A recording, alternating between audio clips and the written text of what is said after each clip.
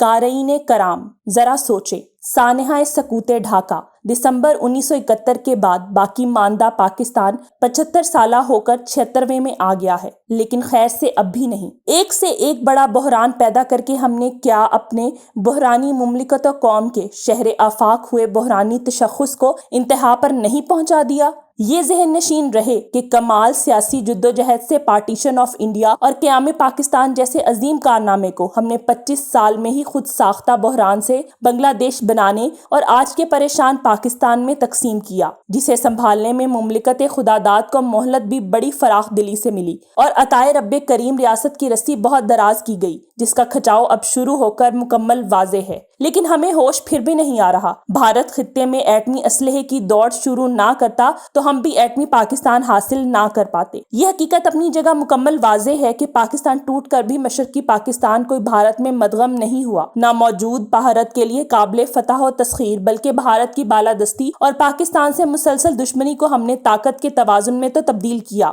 یوں نظریہ پاکستان محفوظ ہے اور اس کی سچائی کی تصدیق اب ہندو بنیاد پرست بھارت سے ہو رہی ہے۔ یہ فقط شہدائے تحریک و دفاع پاکستان اور ہماری جزوی ہوش مندی کا ثمر ہے، لیکن اس کے متوازی ہم نے باقی ماندہ پاکستان میں بلا امتیاز جماعت و حکومت ایٹمی پاکستان کے ہدف پر فوکس کر کے جو سیاسی اور معاشی سب سے بڑھ کر قومی اخلاقیات کے ڈیزاسٹر پر ڈیزاسٹر کیے اور کیے جا رہے ہیں، اس نے پاکستان کو اب ایک سخت جان، پیچیدہ اور بحرانوں میں خود کو قائم رہنے والی ریاست و مملکت سے مائل بخودکشی ملک کے عالمی امیج میں تبدیل کر دیا ہے۔ اس پر بیرون ملک پاکستانی اور ہمارے خیر خواہ سخت فکر مند ہیں۔ قارئین کرام، کیا دنیا کا ہر ملک اپنی سلامتی اور قائم دائم رہنے کے لیے اولین اور انتہائی بنیادی قومی مقصد کے لیے بطور قوم یکسو نہیں ہے،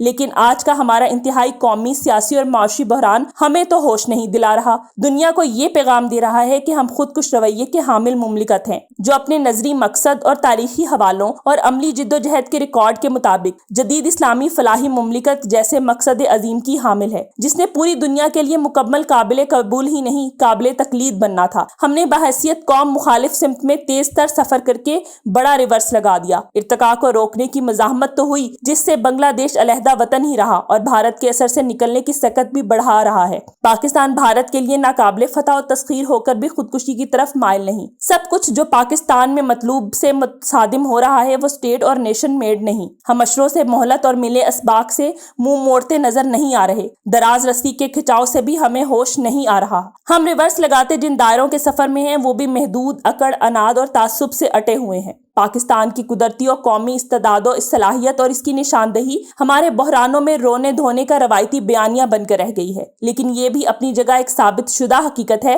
کہ پاکستان کی عطائے رب کریم کی حیثیت و اہمیت بشمول ہمارا غیر منظم سچی رہنمائی و ہدایت و عمل سے محروم، تیار اور اپنے آپ مسلط کیے نظام بد میں دبی اور اس کے متوازی مزاحمت کرتی اور اپنا رنگ دکھاتی ایک حقیقت ہے۔ آج اسی پورے پاکستانی سچ کی حقیقت میں ہمارے خود ساختہ اجارہ دارانہ نظام اور مقابل قدرتی و قومی بکھرے اور بگڑے استعداد و اہلیت کی کشمکش جاری سیاسی و معاشی بحران کی انتہائی شکل میں خطرات و امید کے درمیان جامد کیے ہوئے ہیں۔ تحقیق کر کے تاریخ کے اور جاری ڈیزاسٹرز کے لیے المیہ اور نکلتے پریشان کن نتائج کی تفصیلات تو حاصل کی جا سکتی ہیں، لیکن چونکہ ہم سبق پڑھنے کے قابل بھی نہیں تو تحقیق کیا کریں گے۔ تاہم بغیر تحقیق کے بھی یہ حقیقت روز روشن کی طرح عیاں ہے کہ نو آزاد و مولود مملکت کو کامیابی سے آباد و شاد کرتے عوام کے مقابل دو ابتدائی اشروں میں اغراض کے مارے محدود ترین لیکن طاقتور طبقات نے مقاصد پاکستان سے متصادم جس نظام کی بنیادیں رکھی، اس کی سب سے بڑی پروڈکٹ خاندانی حکومت و سیاست اور ناقابل دید طاقت کے سرچشمے نے اپنی دنیاوی ہوس اور خود پسندی حکومت و سیاست پر غلبہ پا کر دیوتاؤں کی شکل اختیار کی۔ ہیومن کیپٹل کی اعلیٰ استعداد کی بندر بانٹ سے اپنے تابع کر کے اور عوام الناس اور پاکستان کو چلاتے بناتے پوٹینشیل شہریوں کو سیاست کے لیے نااہل کر کے پابند نظام بند کر دیا۔ اس کی طاقت پکڑنے میں بڑا حصہ دنیا داری کا مکمل شعور رکھنے والے پڑھے لکھے طبقے اور ذمہ دار منصب داروں کا رہا، جو نحیف ریاستی اداروں کی استعداد سے اب بے نقاب ہو چکے ہیں۔ نتیجتاً 11 سال میں دوسرے بڑے تباہ کن سیلاب میں پاکستان کا قدرتی وسائل اور اپنے جائے وقوع کے اعتبار سے سب سے امیر صوبہ بلوچستان آئے سیلاب میں ڈوب کر دنیا بھر کو اپنی غربت اور محرومی کے مناظر دکھا رہا ہے۔ جس صوبے پر دنیا بھر کے سرمایہ کاروں اور مکار حکومتوں کی نظریں اشروں سے جمی ہوئی ہیں،